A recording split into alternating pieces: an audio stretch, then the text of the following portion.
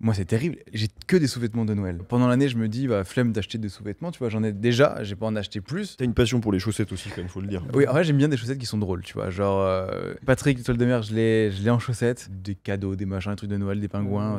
Ça me fait juste rire énormément. Et j'ai l'impression que toi, t'es un peu le même délire. Oui, parce que tous les ans à Noël, c'est le caleçon de Noël, les chaussettes de Noël. Cette année, on m'a offert des chaussettes avec des appareils photo dessus. Tu vois, Oui, c'est vraiment, j'ai eu la même chose. Mais moi, ça me fait mourir de rire, ce truc-là. Parce que le problème, c'est que, après, imagine, t'as un date, un truc où t'es en couple. Bah, quand tu te dessapes, et ça crée des situations très particulières. Notamment, une fois, j'étais en boîte de nuit, je me suis trouvé en caleçon dans la boîte de nuit. Oh là. Aïe, aïe, Et aïe. le problème, c'est qu'il y avait de la lumière UV. Donc tout le monde était avec des caleçons genre Hugo Boss, machin, trucs trop stylés, Abercrombie et compagnie. Et moi, j'étais avec un pingouin et des flocons de neige. Et le problème, c'est qu'avec la lumière UV, tous les pingouins et les flocons de neige ont ressorti d'un coup violet sur mon caleçon. J'étais en mode bonjour, c'est moi, c'est moi le pingouin. Tu te sens vraiment, vraiment con. Vraiment, mais même maintenant, je souffre C'était encore de ce le passage. moment de gloire. Eh bien, c'était la meilleure introduction pour lancer cette nouvelle émission de La Pause M, qui est un podcast autour de la tisane, qui est une religion vraiment pour Un credo nous de deux. vie, finalement, ce stade. La petite routine, tous les jours, il n'y a pas une journée qui passe sans tisane. Donc on a créé pour ça plusieurs mélanges pour l'émission spécialement. Et j'ai très hâte de les partager avec toi, Aichi. Ça va, je vous rejoins dans cette religion de la tisane. Donc pareil, j'ai hâte de déguster ça. Merci de me recevoir déjà. Et puis, je sens qu'on va passer un bon moment. Il y a brouillard cérébral, il y a nuit blanche, rêve lucide, coup de barre et repos éternel. Repos éternel. Et chacun ont un peu leur thématique. Je sais pas si tu arrives à deviner un peu. Faut pas prendre repos éternel au début, sinon on finit de parler, c'est ça ou... On est à la limite du sédatif dedans. Ok, tu le prends vraiment avant d'aller dormir, quoi. Ah non, mais c'est vraiment fait pour. On va peut-être pas commencer par celui-là. Mais peut-être, non, peut-être pas. En fin Ah, d'émission. Là où tu vois, par exemple, Nuit Blanche, pour le coup, et pour l'avoir testé, hein, ah oui, lui, qui donne un coup de boost. Tonus. D'ailleurs, si t'es inspiré, franchement, dis-nous. Coup de barre là. Coup de barre, un petit coup de barre. Ouais, moi j'aime bien. Et puis, je sais pas, je vois des choses dedans. Ça fait rêver. Ouais, ça a l'air d'être assez épais. Et bien moi, écoutez, je vais partir sur repos éternel. Ok, Ah ouais, lui, on va le perdre. on va le perdre en cours de route. Il est chaud. Et d'ailleurs, c'est hyper belle transition parce que notre invité Aichi est parti au Japon, il me semble. Oui, oui. Et c'est un peu une religion là-bas aussi, tout ce qui est Ouais. infusion. J'ai fait donc en Asie, j'ai fait le Japon et Corée et par là-bas, ils vivent le thé tout le temps. Bah, par exemple au Japon, pour ceux qui l'ont fait aussi, mais tu as le matcha là et t'en as parfois des distributeurs où vraiment t'as À ce point-là ta petite poudre à côté à table et t'as un petit distributeur où tu peux te servir de l'eau chaude quand tu veux. Si tu veux accompagner ton repas d'un matcha, c'est en mode c'est même pas payant, c'est inclus dans. C'est très dans le drôle. Alors, tu je vois. suis d'accord que le matcha, c'est le thé en poudre là, vert. Ouais, quelle saveur je très- pense que tu peux le trouver dans de différentes textures peut-être, mais là c'était par exemple en poudre en libre service et voilà. Ok. Je suis pas le pro du matcha, mais en tout cas moi c'est comme ça que je l'ai dégusté. Toi, sur place. t'aimes ça ou pas? T'as goûté et tout, Franchement, ouais, les premières fois j'étais un peu surpris. En fait, je pense que plus tu en goûtes, parce que le matcha est aussi utilisé dans les gâteaux, dans plein de choses. En fait, après, une fois que tu connais un peu le goût du matcha, tu vas peut-être plus l'apprécier et dans les différentes utilisations, tu vois. En thé, c'est pas mal, mais moi, je le bois plus, enfin, je le consomme plus justement dans de l'aliment, dans du gâteau, un truc comme ça, que vraiment dans du thé ou ce genre T'as de goûté choses. toi déjà Non, Bah, c'est vraiment pas. Jamais. Vraiment, c'est très original. En termes de saveur, moi, j'ai pas du tout apprécié. Ouais. Je pense qu'à côté, nos tisanes sont très très bonnes, tu vois, pour te dire. Ah ouais, à ce point-là. Ah ouais, c'est Bah, amer. ça donne bien c'est- Je pense envie qu'il d'en goûter. Il y a peut-être différentes manières de le faire, tu vois, et en fonction du dosage et tout. Et c'est une saveur qui est très très particulière pour le coup. On est très loin du thé classique, le Earl Grey qu'on connaît tous très bien. Eh bien, parfait. Je ne goûterai donc pas de matcha. C'est sûr, alors, si, Tu tu vas goûtes, c'est important aller pour la- dans un truc un peu plus particulier que là j'ai découvert du coup en Corée. Mhm. Ça s'appelle l'omija. Enfin, Ok. ils appellent ça l'omija tea. Et en fait, dedans, c'est une baie. C'est un peu comme la baie de goji. C'est une petite baie rouge en fait. Et j'en trouve pas en France. Et en fait, Grosse frustration là. ouais, voilà. Et la première fois que j'en ai pris, c'est la surprise parce qu'en fait, tu t'y attends pas, mais c'est une baie qui a les 5 saveurs, c'est-à-dire que tu as l'impression de boire quelque chose de salé, à la fois de sucré, d'épicé. Et c'est vraiment il mais oui. l'appelle la baie des 5 sens. Mais bien sûr. Parce que quand tu la consommes, tu as cette sensation vraiment de oh, c'est trop étrange. Et du coup, c'est omijati, tu vois. Ouais. Eux, ils le préparent, donc tu le bois généralement froid. Et tu peux par exemple là-bas acheter tes baies, limite les mettre dans une bouteille d'eau d'1 litre. Tu la mets au frigo genre 12 heures et après ton thé est prêt parce que juste la baie a infusé dans l'eau naturellement. Du coup, c'était ma grande surprise là-bas. Et en fait, j'étais là-bas 1 mois et pendant 1 mois, j'ai tourné à l'omijati mais tout le temps, tu vois. Mais c'est trop drôle parce que dans l'herboristerie où je suis allé, ils en parlaient justement. C'est la baie des 5 saveurs. Ok, Ils m'en ont parlé justement. Trop Sans, drôle. alors, j'ai complètement zappé le nom parce que c'est toujours des noms un peu Goji. Ouais, bizarres. puis en fait, il y a plein de noms D'appellations, différents. T'as la ouais. Sanchara ou je sais pas quoi, t'as l'omija, parce que.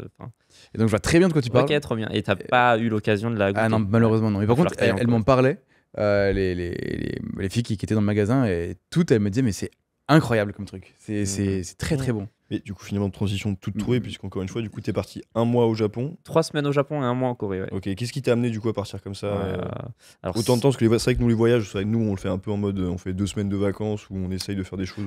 Bah, en fait, un on voyage voyage un tellement peu que Ouais. quand on fait un truc comme ça dans un autre pays, on profite de faire à la fois projet créatif de vidéos, etc. pour nous, mais aussi un peu vacances. Donc on fait toujours une paire de coups. Mais donc on est parti très peu, on est parti. Moi, je suis jamais parti 1 mois ailleurs. Ok. Ah non, Donc, moi j'ai fait suis un maximum max 2 Bah, semaines. Quoi. c'est dur de se permettre de partir un mois. Ça veut dire que soit tu as le temps, soit tu peux poser autant de congés. Tu vois, c'est ça un petit peu la complexité. Moi, pour remettre dans le contexte, je fais de la photo, de la vidéo. À cette époque-là, je travaille en agence. Il y a la période du Nouvel An qui arrive où on sait qu'il va y avoir la boîte qui va fermer, tu vois, pendant une semaine. Moi, j'ai des congés un peu à prendre et je crois qu'il y avait des petits jours fériés, tu vois, entre... Qui traînait. Ouais, c'est ça, voilà, qui nous sont offerts à ce moment-là. Donc, je peux poser 2 semaines et avoir cette semaine-là en plus, qui fait que j'ai déjà 3 semaines à prendre là. Puis bah, là, je regarde 1 mois avant.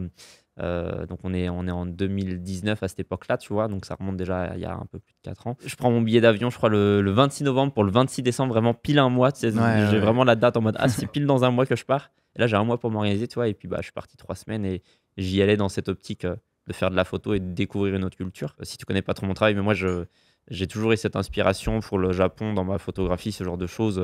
Mais moi, je suis angevin de base. Donc, je faisais mes photos à Angers, tu vois. Et inspiré par la ville d'Angers. Mais ça n'a rien à voir avec les grandes villes que tu peux trouver en Asie. Très inspirante la ville Voilà, d'Angers. c'est ça. Hein. Donc, je faisais avec ce que je pouvais, mais en ayant mes références visuelles du Japon, tu vois. Donc, je me suis dit, ça serait bien que j'y aille. Et j'ai sauté le pas en mode... avant, je me suis dit, il faut que je trouve des copains avec qui y aller, tu vois. Parce que je suis jamais parti tout seul, tu vois. Et il y a un peu cette difficulté de se dire... bah, qu'est-ce que ça fait si vraiment on part seul, toi? Je sais pas si t'as voyagé seul un peu. Ouais, c'est bizarre parce que j'ai la sensation d'avoir voyagé seul, mais j'ai aucun souvenir qui me vient à l'esprit. T'as quand même plus voyagé accompagné que solo, c'est ça? Oui, de toute façon, bien sûr. Je pense que tu voyages seul, tu t'en rappellerais parce que je pense que toi qui l'as fait, c'est une sacrée expérience. En fait, je crois que c'est tellement une envie profonde chez moi que j'ai la sensation d'avoir déjà vécu, mais j'ai très envie de vivre ce truc-là. Moi, je pense que oui, enfin, je comprends, mais faut le faire pour le. Enfin, je pense qu'il faut le faire pour le croire. Après, voilà, je veux pas être dans le mec qui fait la promotion du voyage solo. Je pense que ça dépend des personnes. Et moi, tu vois, j'aime autant le voyage solo que le voyage accompagné, mais dans différentes conditions. Parce que moi, qui suis photographe, j'ai un rythme un peu particulier. Si je voyage avec des gens, il faut que des fois je m'isole un peu dans mon coin pour faire mes trucs parce que sinon ils vont pas me suivre ou inversement, tu vois. Un peu ou faut voyager avec quelqu'un qui est aussi photographe qui a ce rythme-là et ça m'est déjà arrivé. Et là, ça me fait penser, c'est que je sais pourquoi je disais que j'ai la sensation d'avoir déjà vécu un truc seul. C'est que je préfère aller au cinéma seul. Je suis pareil. Voilà, c'est juste pour ça. Finalement, je comprends. Finalement, c'est ton voyage à toi. Mais c'est pour ça. C'est très personnel. C'est une belle image finalement. Le cinéma, je trouve que t'es pas dans l'échange. T'es dans le vécu, tu le vois à travers ton expérience, ta vision. Exactement. Moi, ça me fait un peu peur. Je pense de te confronter à l'étranger, rencontrer des gens, etc. Mais il y a un truc d'expérience, je pense que tu as dû vivre qui est incroyable. J'ai eu vachement cette peur avant de partir parce que je suis en mode je l'ai jamais fait. Et en même temps, ça me fait tellement envie justement de me dire. Qu'est-ce qui va se passer quand je vais être tout seul? Et spoiler, il se passe des trucs incroyables parce que forcément ça t'oblige, ça te pousse à faire des choses, à rencontrer des gens. Et en Corée, à un moment de temps, je cherchais un restaurant, il était un peu tard et tout. Il y a quelqu'un, il voit que je suis un peu dans la rue, voilà, il vient me voir, il est en train de chercher un peu. C'est ça. Donc il me parle en anglais, mais il me demande si je cherche un endroit pour manger et tout. Je fais bah ouais, là, il est un peu tard et tout a l'air fermé et tout. Il regarde un peu son téléphone. Non, mais il me dit ah tiens, je connais cet endroit-là, c'est encore ouvert. Bah viens, je t'y emmène, tu vois. C'est vraiment. Mais c'est très gentil en fait. Et puis il était avec sa famille, donc il me présente sa mère et tout, ça me fume. C'est là où je pense que tu n'es plus un touriste à partir de ce moment-là, tu vois. Moi, je pense que c'est ce truc que j'aime pas en voyage et que j'ai découvert parce que hyper dernièrement, je suis parti à New York une semaine pour la première fois avec mon petit frère. J'ai suivi un peu. Voyage incroyable. Mais j'avais vraiment fait un voyage où je partais à Paris 2.0, tu vois. C'est-à-dire que les gens ils viennent faire la Tour Eiffel, moi j'ai fait l'Empire State, tu fais Central Park, tu fais des expériences qui sont trop cool. Tu vois les lieux les plus cultes. Voilà, New York, nous sommes photographes, visuellement incroyable. Je me suis régalé et tout, photos de rue, etc. Mais je sais que ça s'affine en faisant des voyages, ce truc que je recherche. Et là, c'est plus ce truc d'expérience, de découvrir une culture. Là, t'as fait un peu comme un repérage, peut-être. Ouais, voilà. New York, je découvrais une vie que je connais déjà, mais sur un autre continent. Là où je pense que. T'avais déjà été dans des aussi grandes villes, mis à part Paris? Non. Ouais, c'est ça. Donc, il y avait ce truc un peu cool quand même de putain, la vache, ok, c'est comme ça. C'est tout. USA, vraiment. Oui, bah, puis c'est l'immensité, les grands immeubles, les buildings. Mais là où tu pars, je pense, je sais pas, dans le fin fond de l'Asie ou dans un truc. Moi, je sais que j'ai eu la chance d'aller au Sénégal à 8 ans. Mais là, tu sais que c'est tout autre chose. Enfin, tu rentres dans une autre culture profondément, d'autres valeurs. Mais ça, le voyage, c'est pas que visuel, c'est que c'est un partage avec d'autres cultures, d'autres personnes. Là, tu tu fais des expériences vraiment qui te marquent, où tu reviens avec une vision différente du monde. Un voyage, pour moi, quand on revient, un bon voyage, tu reviens un T'as peu changé. différent, tu vois. Mm. C'est un peu, tu vois, tu parlais du Sénégal. Moi, la première fois que je suis sorti d'Europe, je suis allé au Cameroun. Ok. 4 jours pour un tournage dans une école et tout, donc je fais l'aller-retour en 4 jours. J'étais très speed, mais par exemple, il y avait tous les matins et tous les soirs, je prenais un taxi pour aller dans l'école où on tournait, qui était à 1 heure. On était à Douala, donc il fallait qu'on sorte un peu de Douala. C'était un peu dans une petite réserve en nature à côté. Ouais. Donc on avait 1 heure le matin et soir de trajet. Bah, tous les matins, je faisais le même trajet, je prenais mes petites photos depuis la voiture du taxi. Tu sais, j'ai fait une série de photos qui est prise que depuis la fenêtre et j'aime bien ce que ça Ouais, raconte. c'est Tu vois, très parce que drôle. tu as tellement une vie au bord de la route là-bas qui se fait, tu as tous les marchés, tout ça. Je croisais le soir quand je rentrais les écolières qui revenaient de l'école et tout. Je voyais les mêmes. Par exemple, j'ai fait une photo d'une petite fille au bout du 3e jour. À chaque fois, je la revoyais et là, j'ai eu son regard qui me regardait perçant. Tu vois, c'était hyper drôle. Et tu Ouais. sais, c'est des trucs comme ça. Donc, forcément, première fois que tu sors d'Europe, tu te retrouves en Afrique, ça te. Ah, mais là, le choc culturel est immense. Ah bah, Tu vois, et immense, j'ai ouais. adoré ça. Mm. Et tu vois, c'est pas un endroit où de base je serais allé comme ça. Je me suis dit, Mm. tiens, est-ce que je. Tu vois, j'avais pas spécialement l'Afrique en tête comme ça en premier voyage. Je pensais plus à des trucs, le Japon, tout ça. Ouais. Et au final, j'ai tellement adoré que j'ai envie d'y retourner. Tu vois, Ouais. ça m'a tellement fait kiffer. Bah, celle-là, c'est plus les vacances, c'est l'aventure en fait. Oui, c'est ce truc-là, c'est la différence. C'est que Ouais. quand tu es tout seul, ça te force à partir dans l'aventure parce que Mm. tu es obligé de te débrouiller. Ouais. Alors que c'est vrai que dans l'inconscient collectif, le voyage, c'est synonyme de vacances. Mm. Et c'est pas vraiment la même chose. Je pense Bah, que vacances- chacun il va chercher un compte Ouais, mais- différent. Tu vois. Vacances comprend l'aventure, mais c'est que je pense que dans vacances, il y a genre déconnexion, tu vois. Oui, mais on n'a pas du tout la manière. En tant que tu vois, photographe ou Ouais. créatif, on n'a pas peut-être la même vision des vacances. Ah bah oui, mais moi je sais que partir en vacances avec des non-créateurs, qu'est-ce que c'est Qu'est-ce que infernal. c'est chiant, putain. Je suis désolé pour tous mes potes, les gars, mais c'est que moi je m'arrête partout, t'as envie de faire des photos, t'as pas les mêmes envies en fait concrètement. Je te rejoins un peu et j'ai fait un voyage qui était exceptionnel où je suis parti en Guadeloupe et on est parti à 10. Et en fait, c'est un peu un voyage où justement là j'ai apprécié en mode je pars avec les potes. Genre, tout était un peu déjà organisé parce que la location de la maison c'était booké. On a pris un catamaran, on a fait une semaine de catamaran pour naviguer entre les îles, toi. En fait, c'était simple parce qu'on vivait sur le bateau et tout. Et en fait, je me suis tellement laissé porter par ce voyage et j'ai apprécié aussi un voyage où juste on est 10 Ouais. potes. On kiffe notre voyage. J'ai fait des photos, mais sans avoir la pression Sans parce que je savais que de toute attente, façon, ouais. je pouvais pas prendre le temps que je voulais, j'allais pas imposer au groupe de rester quelque part ou ce genre de choses. Juste, je me suis plutôt laissé porter et j'ai un peu documenté ce voyage comme il venait, ce qui m'arrivait entre les mains, tu vois. Et j'ai vachement apprécié d'avoir un voyage où, pour le coup, je suis en total lâcher prise, où je profite de ce voyage avec mes potes. Hmm. Et c'était très différent d'un voyage où je pars tout seul, tu vois, et en même temps, j'en avais besoin, tu vois. Pour peut-être certaines personnes, il y a un peu une seule manière de voyager où c'est un peu souvent la même chose. Et je trouve se confronter à des voyages un peu différents et ça fait du bien d'expérimenter différentes manières de voyager tout seul avec des potes et ce côté où des fois tu n'organises rien et juste tu chill. Bah, je pense que tu en as aussi besoin quand de base tu es quelqu'un qui organise beaucoup tes voyages ou ce genre de choses. Après, il y a organiser, tu vois. Moi, par exemple, quand je pars tout seul au Japon, je pars donc 3 semaines, j'organise mon billet d'avion, un peu les endroits où je vais dormir parce que je sais que je veux faire Tokyo puis Osaka. Et après, par contre, c'est en mode freestyle. Je sais pas du tout ce que je veux visiter. Je sais pas Ouais. du tout ce que... J'avais fait une liste des endroits d'intérêt, mais par contre, c'est au jour le jour. Bah tiens, là, je suis par là. Allez, je vais aller voir ça, je vais aller voir ça. Et c'est ce qui me pousse aussi à aller dans la surprise, à découvrir des trucs parce que je veux pas être en mode millimétrer mes journées et tout. Et ça, c'est pas possible. Ouais, c'est un peu le même schéma qu'on a fait quand je suis parti en Islande avec Alexandre, où je suis reparti avec lui en voyage. On avait un parcours où on avait pris un peu les grands centres d'intérêt qu'on voulait voir, mais on laissait la totale liberté de pouvoir prendre un autre chemin, partir, si un truc nous inspirait, on allait le voir, et c'est aussi cette aventure complète vers l'inconnu, et c'était hyper stimulant. Moi, New York, par contre, j'ai l'impression d'avoir un peu trop vu la ville à travers mon boîtier, tu vois. Et c'est là où je me suis dit, c'est vrai que des fois, des voyages où ça te frustre énormément, des fois, hein, de dire tu pars et tu prends pas le boîtier avec toi, bah des fois, ça te permet de cut un peu, tu vois. Mais sur ce après, truc il y a de- un juste milieu aussi. Encore une Oui, mais je trouve que le juste milieu, alors là, celui-là, il est tatillon. Parce que moi, si je garde mon appareil photo sur moi, je peux très vite être tenté toutes les 4 secondes de me dire putain, il y a ça, il y a ça, il y a ça. Enfin, moi, tu Mais- vois constamment des choses qui t'entourent. Mais parce que si tu le gardes avec toi, c'est que tu gardes la possibilité de faire des photos. T'es prêt à réagir. Ça reste ton médium d'expression principal. Donc, Une autre question, mais toi, en quoi ça a changé ta vision du monde, je pense, tous ces voyages et tout avant, j'avais pas forcément cette culture du voyage, cette même envie. Et je pense que le voyage amène aussi le voyage. Tu vois, quand tu découvres une autre culture, bah, tu as envie de voir les autres. Tu vois. Forcément, le fait que je devienne à travailler dans la... Donc moi, ça fait 7 ans que je travaille dans la photographie et la vidéo. Là, ça fait 3 ans que je suis à mon compte, tu vois. Mais avant de faire ça, bah, voilà, je voyageais pas. Et chaque voyage m'a appris des choses. Et donc, il y a eu des petits voyages que j'ai fait en Europe avant. Je suis allé en Pologne, en Irlande, en Angleterre. D'ailleurs, en Irlande, c'est vraiment là que j'ai appris la photo. J'étais encore en école de graphisme et je suis parti avec un prof qui était photographe aussi, mais donc prof de graphisme, mais qui faisait de la photo à côté.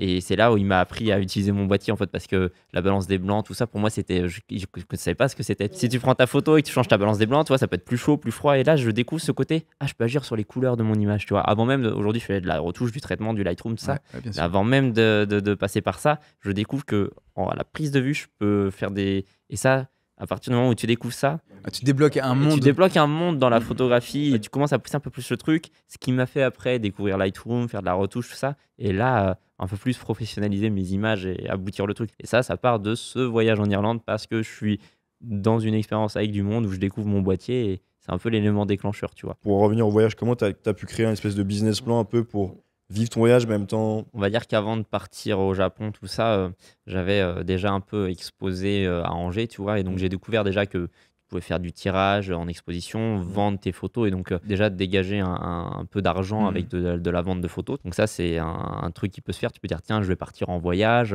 Si je fais des photos sympas et que j'arrive à en vendre quelques-unes, peut-être que je pourrais gagner un peu d'argent. Suivant l'échelle à laquelle tu en vends, ça va te rembourser un petit bout du voyage, mais tu vas pas gagner de l'argent. Tu vas juste dépenser un peu moins. Un petit peu ton truc. Moi, ce que j'ai découvert, par exemple, après le Japon, j'aime pas dire ce mot-là, on va dire que j'ai eu de la chance, mais on va dire que tu la provoques la chance en fonction de tes choix, de ce que tu fais. Il t'arrive des choses aussi où si tu publies tes photos qui sont vues, forcément, tu as des opportunités derrière. Tu vois, moi, j'ai eu de la chance. J'ai eu des opportunités qui sont arrivées suite à ce voyage où mes photos, elles ont tourné un peu partout dans le monde. J'ai eu des médias, tu vois, qui m'ont relayé. Et forcément, quand tu as du trafic sur tes images, il y a des gens qui sont intéressés, par exemple, pour les acheter. Et en fait, moi, j'ai découvert la vente de droits d'auteur, qui est un truc exceptionnel, qui fait que, par exemple, des fois, tu vends une image pour une grosse boîte qui a des moyens, qui te l'achète pour une utilisation et ça te rembourse un voyage complet parce que c'est des montants tellement énormes, tu vois, ça peut être des 5 000, 10 000 $, tu vois, pour une photo.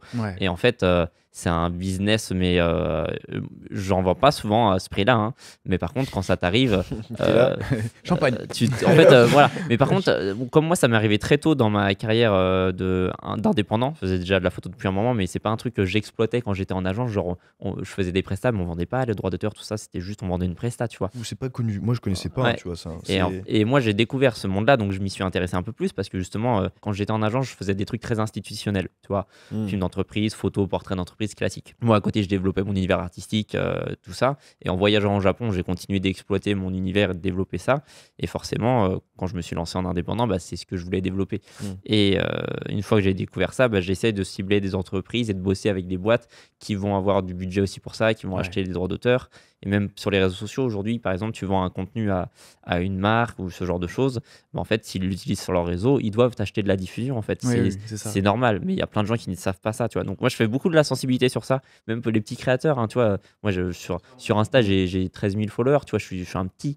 Mais ce que je veux dire, c'est que peu importe ta taille, les droits de diffusion, ça a un coût parce que tu as fait du travail, c'est ta propriété intellectuelle, comme on dit. Donc s'ils l'utilisent, ça coûte de l'argent. Après, ils ont le budget ou pas, tu vois, mais entre guillemets. C'est vrai que pour un petit créateur, pour qu'on explique du coup ça, que tu as un coût de prestation pour le travail que tu effectues, mais là, c'est quelque chose qui est tout à fait différent. différent. Coût de presta plus sur mon devis, hein, je mets les droits d'auteur en fonction de la période. Ça, c'est la localisation, si c'est pour la France, pour l'Europe, pour le monde, la durée, 1, 2 ans, et les supports, tu vois, ça peut être que du Internet, ça peut être du Internet plus du print, enfin, tu vois, il y a vraiment plein de choses qui vont faire que les tarifs changent. Mais du coup, tu es sur une session de droit, par contre, du coup. Ça dépend, c'est de la licence d'utilisation.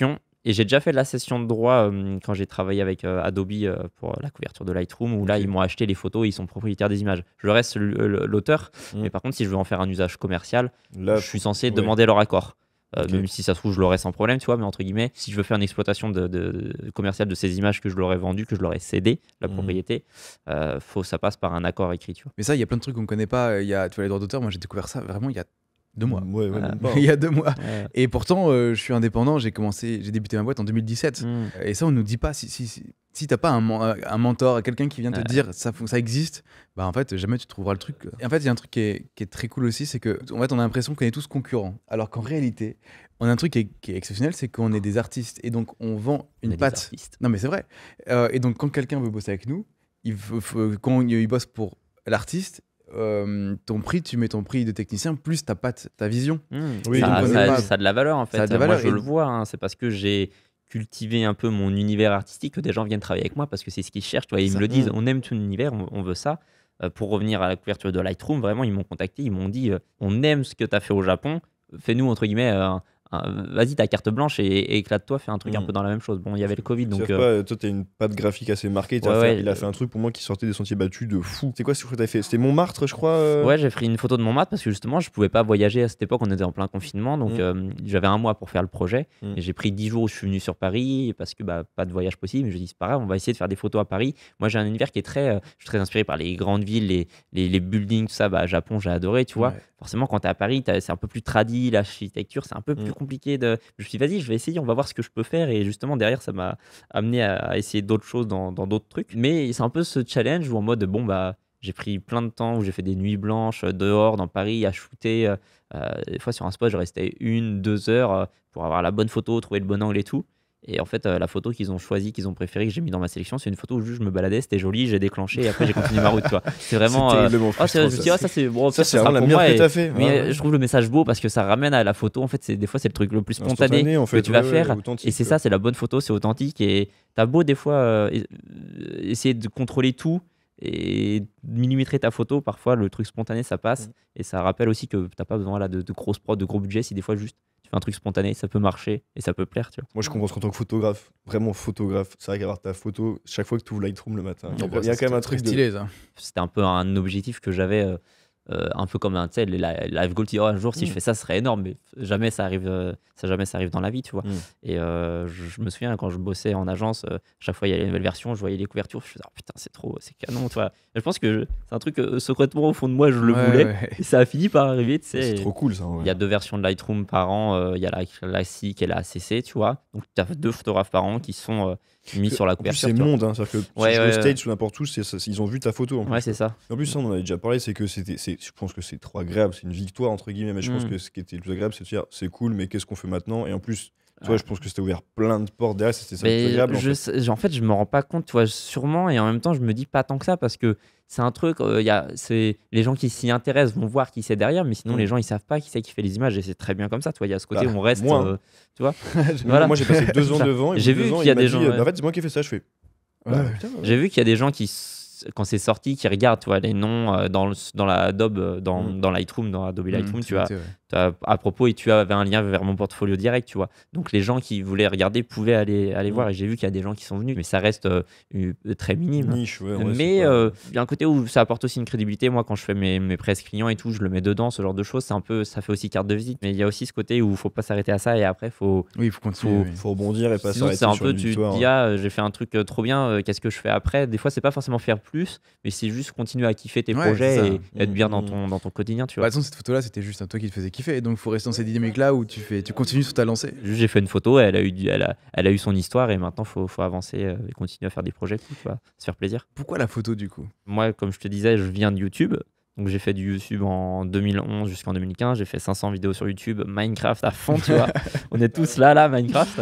Et moi, c'est ça, je jouais aux jeux vidéo. J'allais aux conventions, Paris Games Week, les trucs comme ça, Art to Play à Nantes, tu vois. Et je me suis dit, mais c'est trop bien, mais je rencontre d'autres créateurs là-bas, faut qu'on se filme, faut qu'on fasse des trucs. Donc j'achète une caméra Nikon D3200, premier appareil photo, je l'aime. J'aime pas Nikon, moi c'est Canon. Ouais, bah Canon. Tu vois, moi je comprends pas là, tu vois. Aujourd'hui, je suis chez Sony, tu vois, mais il y a eu cet élément déclencheur où j'achète ma caméra pour filmer les événements où je vais. Et en fait, je filme, mais je fais pas de photos avec c'est un appareil photo, mais je fais pas de photos, tu vois. Et au bout d'un moment, tu sais, des fois sur les montages, je faisais un peu de colorimétrie, un peu bancal, mais j'essayais des trucs. Et j'aimais bien des fois le rendu de certains plans. Et du coup, je faisais des arrêts sur image pour sortir des photos, disant, je commençais à aimer ça et je me suis dit, mais c'est con. Je fais des photos à partir d'arrêts sur image, alors j'ai un appareil photo. Est-ce que je prendrais pas directement des photos avec? Peut-être. C'est peut-être plus simple. Pourquoi pas finalement?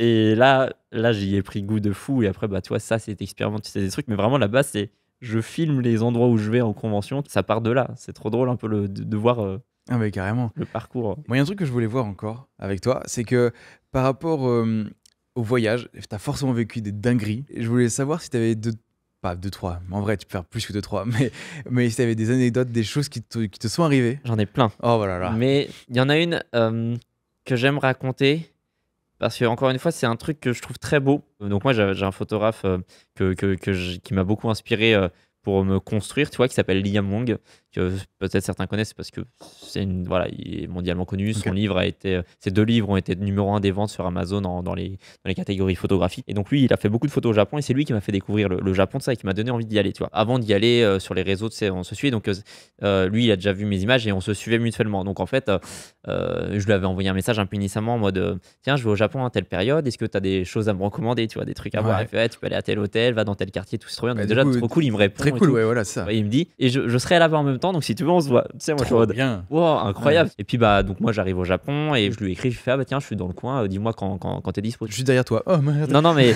pas de réponse en fait, tu vois, mais je comprends, tu vois, le gars, il est hyper occupé, voilà, il a des choses à faire, c'est normal, t'inquiète. Et puis un jour, je reviens d'une session photo et tout, et puis je regarde mes messages privés, puis là, je vois, il m'a envoyé un message, tu vois, il me fait, t'étais pas à Shibuya tout à l'heure avec ton bonnet et un trépied? Bah si en fait. Incroyable, tu vois, mais en fait il est passé devant moi, mais il était de l'autre côté de la route et en fait il était pas sur cette moi et donc il a continué son chemin, voilà. Et en fait moi j'aurais pas pu le reconnaître non plus parce qu'il montre pas trop son visage, tu vois, en ligne, et donc moi impossible de le reconnaître. Mais du coup là on s'est donné rendez-vous et on se voit quelques jours plus tard, toi. On passe une soirée qui est incroyable et tout, c'est trop bien, ça m'a fait kiffer. Mais juste avant de continuer sur cette soirée, du coup une fois qu'on s'est vu, moi quelques jours plus tard, je regarde les rushs de Shibuya et j'ai le rush vidéo où il passe devant moi et qu'il me voit en fait. Et je vois, là je le reconnais parce que j'avais vu son visage aussi et je trouve ça improbable que dans la plus grande ville du monde, un photographe que j'admire qui déjà me reconnaisse et qu'on soit vraiment passé l'un dans l'autre et que j'ai ce rush en vidéo, tu vois. C'est très drôle. C'est vraiment une anecdote de fou, tu vois. Le monde est petit, le monde est très petit. Mais voilà, c'est ça. Mais par contre, juste pour revenir ensuite à notre rencontre, voilà, la soirée vraiment qu'on a passée ensemble, j'ai trouvé ça trop bien parce qu'il y a eu pas ce rapport où, ok, c'est quelqu'un qui m'a beaucoup inspiré et qui m'a aidé un peu à me construire, mais quand on était ensemble, c'était pas en mode maître-élève, c'est en mode on était 2 bons potes, on passe une soirée, on fait des photos ensemble, il m'a emmené dans des quartiers qu'il aimait bien et tout, il m'a invité au resto, il m'a emmené dans un quartier où j'ai fait une photo, typiquement c'est la photo qui a remboursé mon voyage, tu vois, parce que il m'a emmené dans un endroit que j'avais pris en photo, cette photo là je l'ai vendue et en une photo je t'ai dit j'ai remboursé mon voyage, tu vois. Trop bien. Je trouve ça trop beau que ça soit lui qui m'ait emmené là-bas, tu vois. Et il y a un côté, on a beaucoup aussi parler de nos inspirations, les comptes qui suivaient lui et tout, comment il s'inspirait dans sa photographie et tout. Et j'ai senti que une fois que j'avais fait sa rencontre, tu vois, je pense que à cette époque-là, j'avais encore un style qui était peut-être un peu trop proche du sien ou ce genre de choses parce qu'il m'a beaucoup inspiré, tu vois. Et c'est très important quand on fait nos photos de s'inspirer de gens parce que c'est comme ça qu'on teste et qu'on découvre. Mais après, il y a toute la notion de, ok, à quel moment je suis seulement dans l'inspiration sans trop le copier ou justement à quel moment j'arrive à me détacher de ça et à créer mon propre truc. Ma patte, quoi. Et ça, c'est dur. Et il n'y a pas forcément besoin de trouver sa patte, mais il y a ce côté où moi j'ai senti qu'après avoir fait sa rencontre, en discutant et tout, je me suis aussi, j'ai eu ce besoin de me dire ok, c'est trop bien, mais faut pas que je sois juste quelqu'un qui m'inspire de lui, il faut que j'arrive à créer les trucs un peu par moi-même, tu vois. Et en discutant avec lui, c'est ça qui était trop bien. Et après ce voyage, dans ma retouche, dans mes traitements, dans ma manière de faire, j'ai exploré beaucoup plus loin. Avant, je faisais que des photos genre violet et bleu. Après, je mettais beaucoup plus de nuances. J'ai commencé à faire des recherches un peu plus cinématographiques dans les verts et jaunes, un peu les couleurs dans le cinéma, genre Matrix, tout ça. J'ai expérimenté encore plus dans la profondeur avec des équilibres que je fais beaucoup maintenant, du bleu, du rouge. Et j'ai senti qu'après avoir fait sa rencontre, ça a débloqué un truc. Voilà, à pousser mon inspiration un peu plus loin et à me détacher un peu de ça, tu vois. Mais j'ai trouvé ça important parce que, comme je l'ai dit, c'est important d'abord de s'inspirer parce que c'est comme ça qu'on se construit. Ouais, mais je pense que c'est un truc qu'il faut dire, c'est que tu peux commencer par reproduire pour essayer de comprendre. Ça, c'est une anecdote que j'adore raconter parce que pour moi, ça te motive et ça te booste de ouf pour faire d'autres trucs après, tu vois. Donc ça, c'était vraiment une super rencontre. Et donc Liam Wong, une crème, achetez ses livres photos, ils sont incroyables.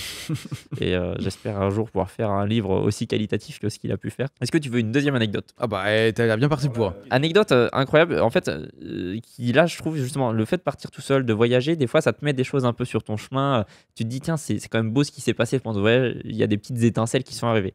Moi, je suis en Corée, je pars dans le village de Haeju, qui est un village folklorique avec des petites maisons en toit de chaume et tout petit sur une petite colline et tout. Il y a une petite rivière qui passe autour. Et c'est vraiment le village perdu dans la campagne. J'ai fait 6 heures de bus pour y aller et tout. Et moi, je me dis, ok, je vais y aller, mais je vais faire une nuit là-bas. Je vais dormir chez l'habitant. Donc, incroyable dans les petites maisons en toit de chaume. Et en fait, j'avais pas calculé la date, mais j'arrive. C'est le jour de la fête du village, c'est une fois dans l'année. Et en fait, c'était le festival des masques. Donc j'ai vu la danse des masques, tout ça. Il y avait des concerts et tout dans le petit village. Et il y avait une sorte de spectacle d'artifice. C'est pas un feu d'artifice. Ils allument des espèces d'étincelles. Et en fait, ça avance. Et avec le vent, toutes les petites étincelles dans la nuit. Et ça fait des étincelles dans le ciel. Des étoiles. Le photographe qui est Antoine, il est là, genre.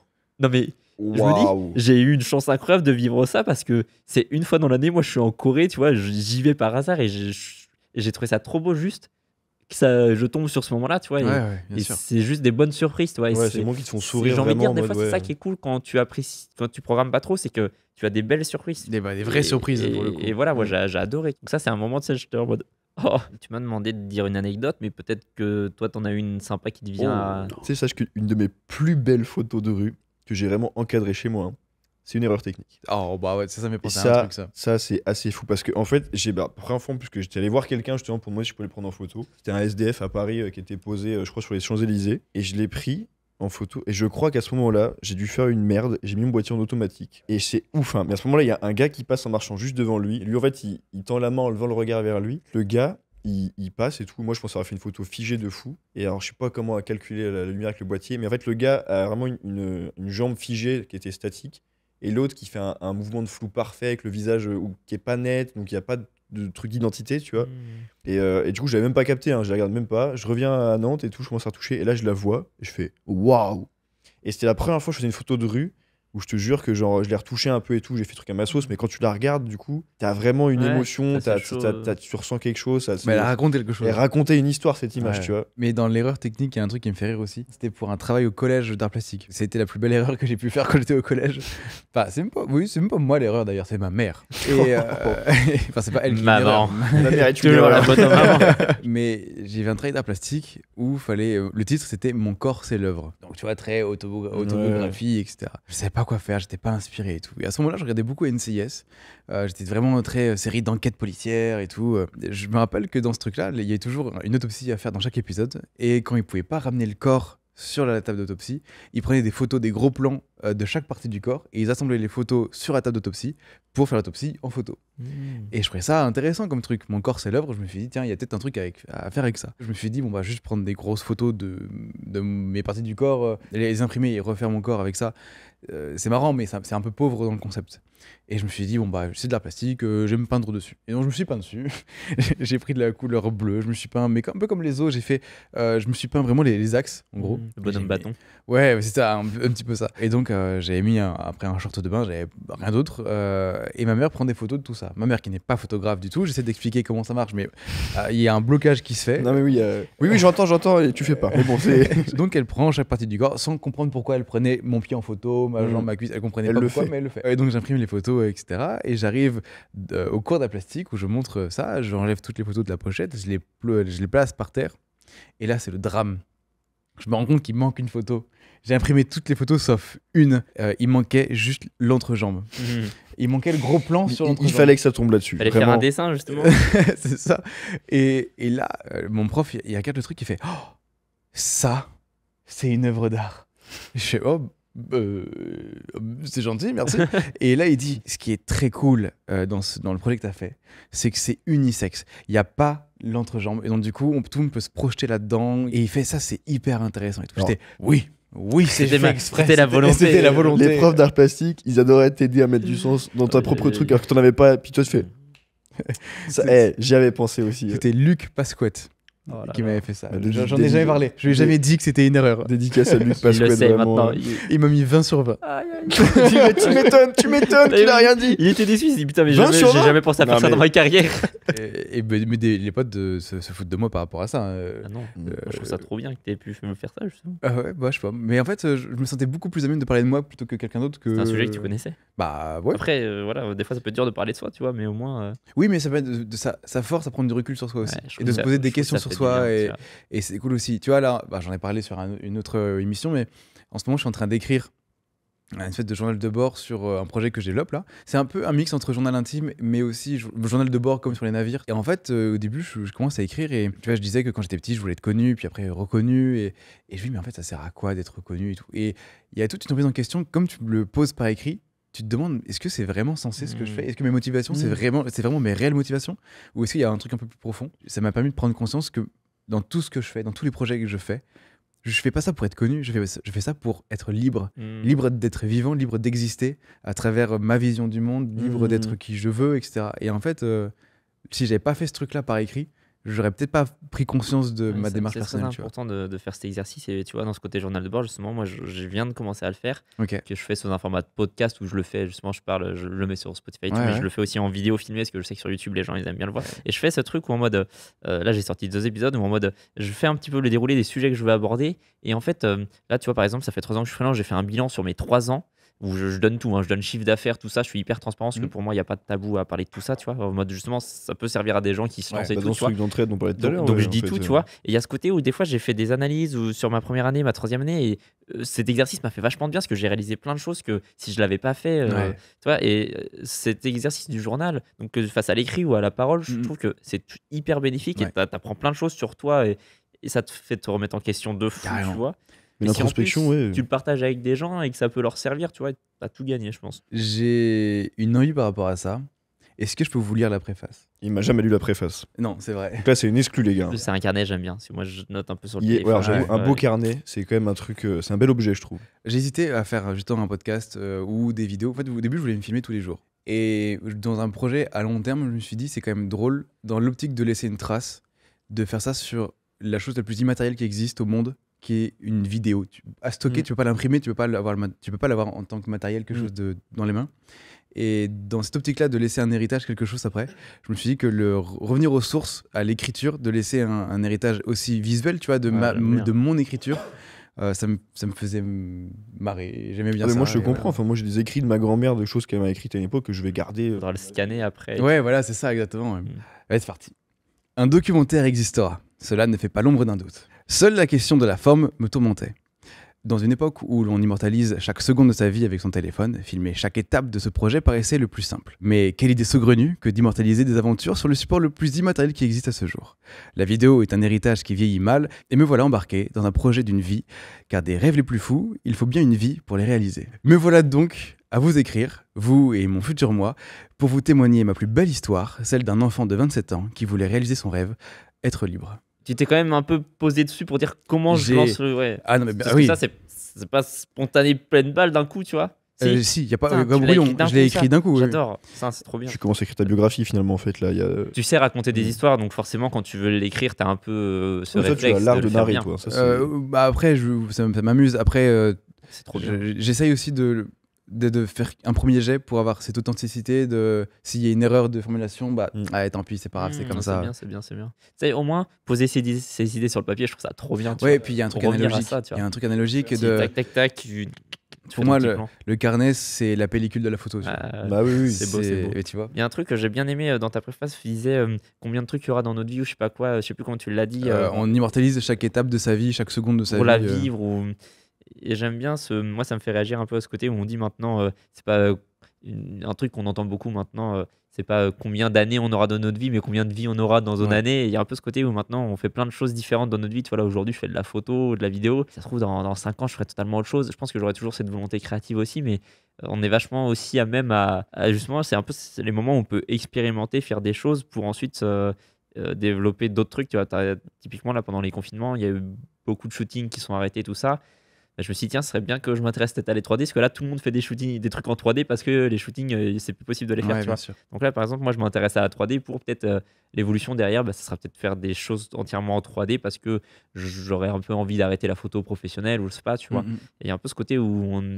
Être curieux aussi de ce qu'il y a à côté. Envie de faire plein de choses. Et c'est dur, par contre, de prendre le temps de tout expérimenter, tu vois. Ah bah oui, c'est là où en fait. Des choix après. C'est soit t'es le meilleur dans quelque chose, soit t'es un peu bon partout. Ah, moi, je me suis fait une raison, ça me rend un peu triste, et en même temps, je sais que c'est ce qui me rend heureux. Mais ça te rend pas moins riche, je pense. Non, après, c'est bon, où tu mets ta richesse. Le point négatif, c'est que je me suis fait une raison, je serai spécialiste de jamais rien dans ma vie. Enfin, je serai jamais expert de quelque chose, mais par contre, je peux être bon quelque part. Je peux être bon dans plein de choses. Tu es un expert de vie, finalement. Mais après, ça dépend de ta marrant. vision. Un expert de vie. Oui, je suis un expert de la vie. Voilà.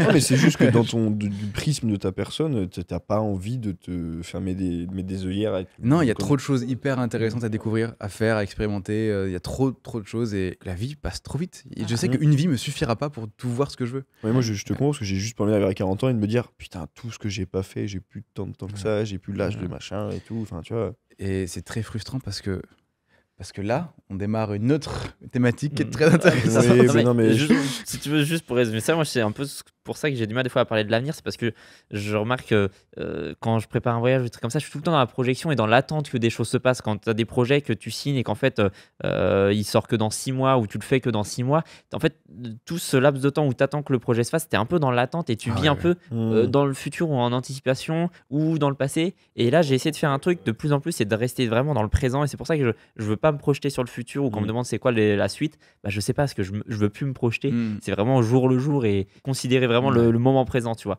Et comme ça, t'es pas dans la peur du futur, dans le regret du passé, et t'essayes d'être. Et bah, là, c'est un vivant. peu, voilà, c'est un peu mon motto de vie un peu en ce moment, c'est de focus sur ce qui se passe maintenant, tu vois. Là, on est ensemble, on kiffe, et demain, je sais pas ce qui, voilà, il y aura sûrement, faudra que je travaille, tu vois. Mais là, et après, c'est pas bien, parce que des fois, c'est bien d'anticiper certaines choses, tu vois, mais j'essaye un peu, voilà, dans la limite de non, mais pas trop anticiper, tu vois. Mais c'est comme ça qu'on profite aussi vraiment à fond, quoi. J'ai fait la conclusion sans le vouloir, c'est ça? C'est exactement. En fait, c'est ça. Moi, je suis à finir sur le fait d'être ancré dans le présent. Je suis désolé. Moi, je fais les préfaces, il fait les conclusions. Regardez un enregistrement du passé, mais restez au présent.